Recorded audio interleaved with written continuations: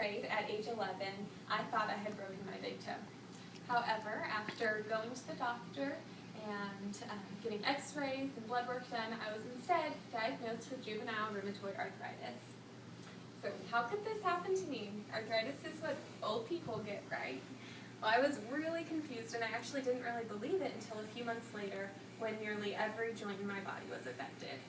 I had painful, swollen joints and hands, and I couldn't live my life the way I wanted to. Luckily, I was able to go to Scottish Rite Children's Hospital, and they helped me and found the right combination of medications so that within the next year, I was able to live the way I wanted to, and arthritis was not such a big factor.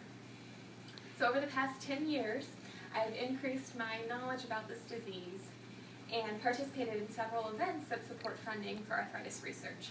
So today I'm going to give y'all a little bit more information about arthritis and then introduce you to the Arthritis Foundation, which is an organization I hope you'll support by the time I'm done. So to start off, I'll give you the definition of arthritis and explain who it affects. And then I'll talk about the Arthritis Foundation and how they help people with arthritis. And then I'll end by sharing a few ways in which you can show your support to the Arthritis Foundation. So what is arthritis and who does it affect? Well, according to WebMD, arthritis is inflammation of a joint, and this inflammation causes pain, stiffness, and swelling. Now, there are over 100 diseases in the arthritis family, but the three most common are osteoarthritis, which is a loss of cartilage surrounding the joints over time, and that's kind of what you see with the older people. And then rheumatoid arthritis is when your immune system attacks the joint and the tissue surrounding the joints. It normally occurs symmetrically across the body. And that's what I have, actually. And then juvenile arthritis is whenever a child under the age of 16 experiences pain, stiffness, and swelling in their joints.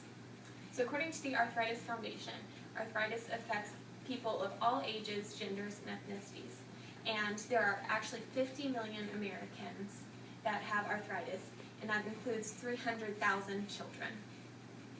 So, although arthritis is one of the leading causes of disability in the United States, people still seem to believe that it's an old person's disease. And I believe that that's not okay. Someone needs to step up and put down these myths about arthritis. And that's exactly what the Arthritis Foundation does.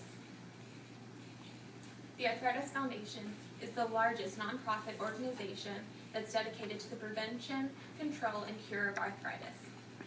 And according to their website, their mission is to improve lives through leadership in the prevention, control, and cure of arthritis. And their vision is to create a world free from arthritis pain. So they work towards this mission and their vision by doing these 5 things.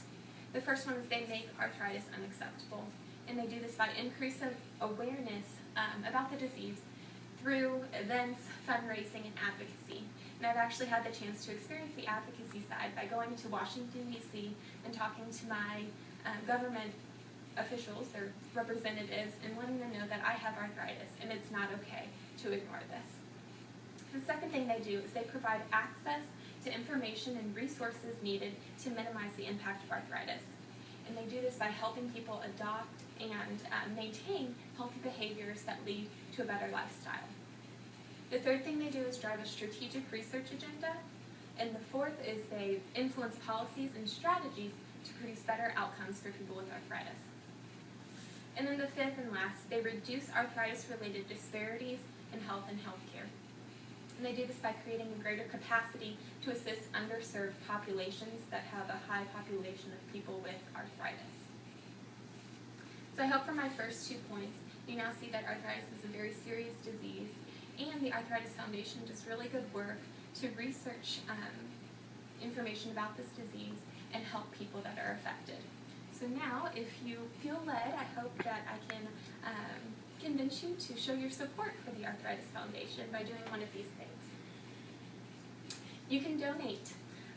It's one of the easiest ways, and according to their website, for every $1 that's donated to the foundation, more than 75 cents goes directly to fund research and interventions for people with arthritis. The second thing you can do is become an e-advocate by visiting this website you see here. And you sign up and you'll receive action alerts in your inbox whenever arthritis-related issues are debated on Capitol Hill. And in that email, there's a link that you can click on that will take you to a pre-written letter where you can sign your name and send it to your representatives in government. And that lets them know that their constituents care about arthritis and something needs to be done. And then the third thing you can do is getting involved in one of your community's arthritis walks. You can become a team captain, you can join someone's team, or you can donate money to a team. And these walks are a lot of fun, and they increase awareness about arthritis to the communities that they're held in. So arthritis is not an old person's disease. And if that's the one thing you take away from my presentation, then I'm very happy. It affects people of all ages, genders, and ethnicities, and the Arthritis Foundation has created a strong mission to help those people that are affected. So you can show your support by donating, becoming an e-advocate, or getting involved in one of your community's arthritis walks.